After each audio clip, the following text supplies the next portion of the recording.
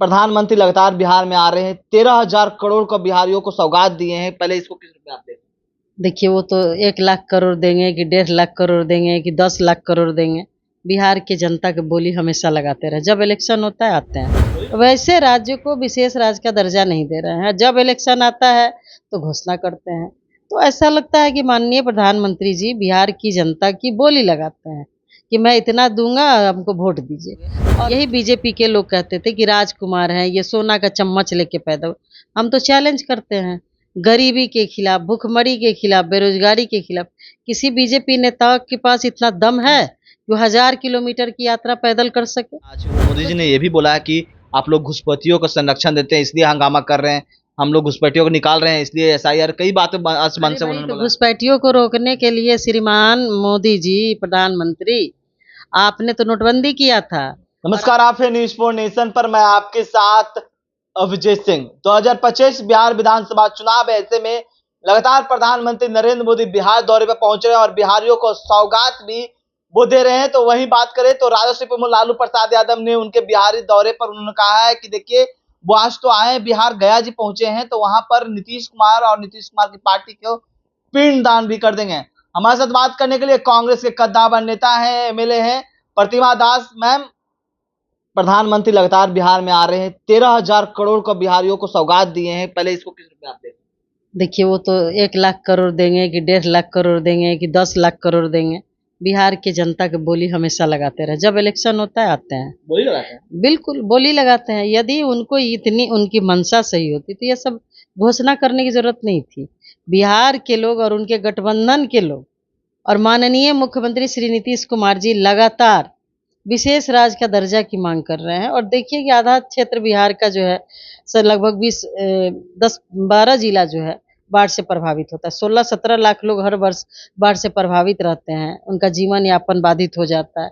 बहुत मुश्किल से वो अपने जीवन को फिर से पटरी पे लाते हैं।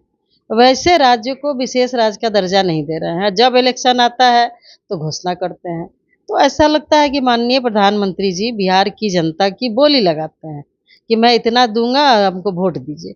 और झूठ बोल करके वोट ले लेते हैं। लेकिन इस बार जनता जाग चुकी है और इसको जगाने के लिए लगभग 1300 किलोमीटर की यात्रा जननायक आदरणीय राहुल गांधी जी और महागठबंधन के सभी नेता निकल पड़े हैं लोगों को जगाने के लिए कि इस बार जुमलेबाजी में नहीं फंसना है और झूठ बोल करके वोट लूटने वाले, वोट चोरी करने वाले के प्रभाव में नहीं आना है। लोग जाग चुके हैं। आपने एक अभी बात बोला, राहुल गांधी को जननायक बताया है, जिसको लेकर भी अब सियासत है वो शुरू हो गई है।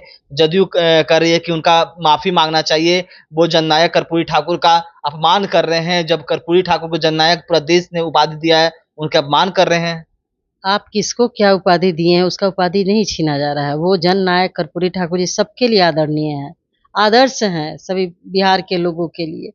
लेकिन जो व्यक्ति देश की एकता और अखंडता के लिए 5,000 5,500 किलोमीटर की यात्रा पैदल चल के किया है, जाड़ा गर्मी बरसात झेलते हुए, यही बीजेपी के लोग कहते थे कि राजकुमार हैं, ये सोना का चम्मच लेके पैदा हुए।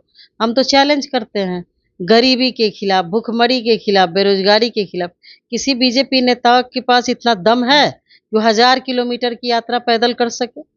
तो जो आदमी किसानों के लिए, मजदूरों के लिए, महिला न्याय के लिए, युवा न्याय के लिए, देश की एकता अखंडता के लिए पद यात्रा किया और उनके लिए काम भी किया। आज जो वोट चोरी हो रही है, जिंदा लोगों को मृत घोषित किया जा रहा है, एक लाइन से लगभग बिहार के 65 लाख लोगों का नाम काट करके हटा दिया गया, जबकि यही 65 लाख लोग वोटर लिस्ट में रहते हुए 2024 में वोट डाले हैं और उससे केंद्र में सरकार बन गई। तो इसका मतलब जो ये फर्जी वोटर है तो फर्जी सरकार है।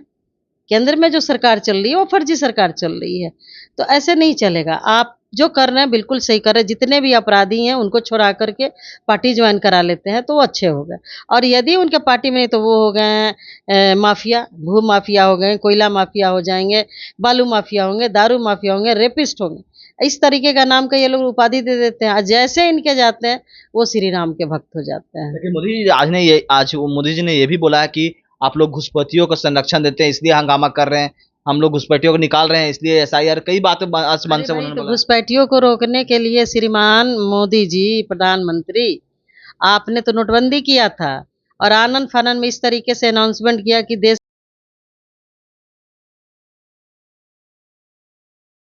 सब लोग सजग हो गए कि क्या घोषणा होने वाला है, माननीय प्रधानमंत्री जी नवंबर के महीने में क्या बोलने जा रहे हैं।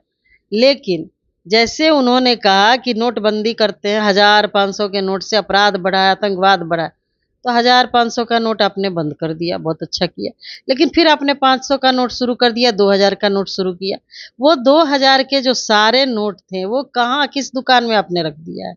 वो तो यूपी के इलेक्शन में इनका सारा नाटक ड्रामा था कि यूपी इलेक्शन में वो पैसा को इकट्ठा करके वहाँ पे पैसा झोंक करके वोट इन्होंने खरीदा और वहाँ चुनाव ये जीते। कभी यूपी जैसे राज्य में चुनाव नहीं जीतते, लेकिन इन्होंने वोट की चोरी वहाँ भी की और वहाँ सरकार बनाया। तो ये जनता अब जाग चुकी है। एक तरफ आप नोट बंदी करते हैं आनन-फानन में, उसके बाद कहते हैं कि बिहार पूरे देश में हम आतंकवाद को रोकने के लिए नोटबंदी का देश हित में कर रहे हैं, राष्ट्र हित में कर रहे हैं। और लाइन कौन लगा? अडानी अंबानी को देखा क्या आपने लाइन में लगते हुए? लाइन में वो बूढ़ी महिला लगी जो अपने परिवार से अपने घर से 10-20 रुपया छुपा करके 1000-2000 रुपया रखती है। वो गरीब महिला जो सब्जी बेचती है वो रखी कि हम अपने बुरे दिनों में दुकान का हमारा घाटा होगा तो इसको चलाएँगे। वो महिलाएँ रखी जिनके पति का आर्थिक स्थिति सही नहीं है कि बुरे वक़्त में ये पैसा काम आएगा। तो हमने तो कभी नहीं देखा कि कोई बहुत बड़े घर की महिलाएँ या बड़े घर के पूंजीपति लोग लाइन में लग कर के पैसा बदलवा रहे हैं। तो ये पूरे देश के लिए घातक है मोदी जी। लालू यादव जो अब प्रधानमंत्री आज आए हैं तो उसमें कह रहे हैं कि नीतीश कुमार के राजनीतिक और नीतीश कुमार को पिंडदान करने के लिए गया जी पहुंचे हैं। क्या लगता है नीतीश कुमार को खत्म करने? देखिए बात तो बिल्कुल सही है। जब भी देखिए पिछला 2020 का इलेक्शन देख लीजिए, उस समय उन्होंने क्या किया था? गठबंधन के ही नेता को माननीय नीतीश कुमार जी के प्रत्याशियों के खिलाफ उतरवा दिया। क्यों? उनकी बात जब वो नहीं मानते तो गठबंधन से बाहर क्यों नहीं किया कि आप जाइए बाहर, आप अलग लड़िए, फिर आप मेरे साथ भी रहिए, आप मेरे मंत्रालय में मंत्री भी बने रहिए और बिहार में जाकर के अलग चुनाव लड़िए। तो ये तो पिंडदान की ही तैयारी है। जो हमारे बिहार के लोकप्रिय नेता आदरणीय लालू जी ने कहा है, तो बिल्कुल सत्य कहा है और वो अनुभवी हैं। एक अंतिम सवाल लेंगे। प्रधानमंत्री ने यह भी बात बोली कि कांग्रेसियों को बिहारी से नफरत है। हाँ, कांग्रेस ही ने कहा था कि बिहार का डीएनए खराब है ना? जो बिहार के सारे लोग अपना नाखून काट करके, बाल काटवा करके भेजे थे इसी पटना के ऐतिहासिक गांधी मैदान से। और इस चीज़ को याद करना चाहिए बिहार के माननीय मुख्यमंत्री जी को और पूछना चाहिए कि डीएनए में क्या पाया आपने? उसी बिहार की धरती पे बार-बार आप आते हैं, अब आपको इतना सम्मान मिलता है और आप चाहते हैं कि वोट को ठग के हम यहाँ राज करेंगे, तो ये नहीं होगा। यहाँ के लोग राज नहीं करने देता है। यहाँ के लोग सेवा करने वाले को अपना सेवक चुनता है और वो जो सेवा करेगा वो उनका नायक बनेगा। तो बिहार की जनता ने तय कर लिया है कि इस बार महागठबंधन की सरकार बनेगी और एनडीए की विदाई तय है। तो आप सुन रहे थे कांग्रेस के कदावर नेता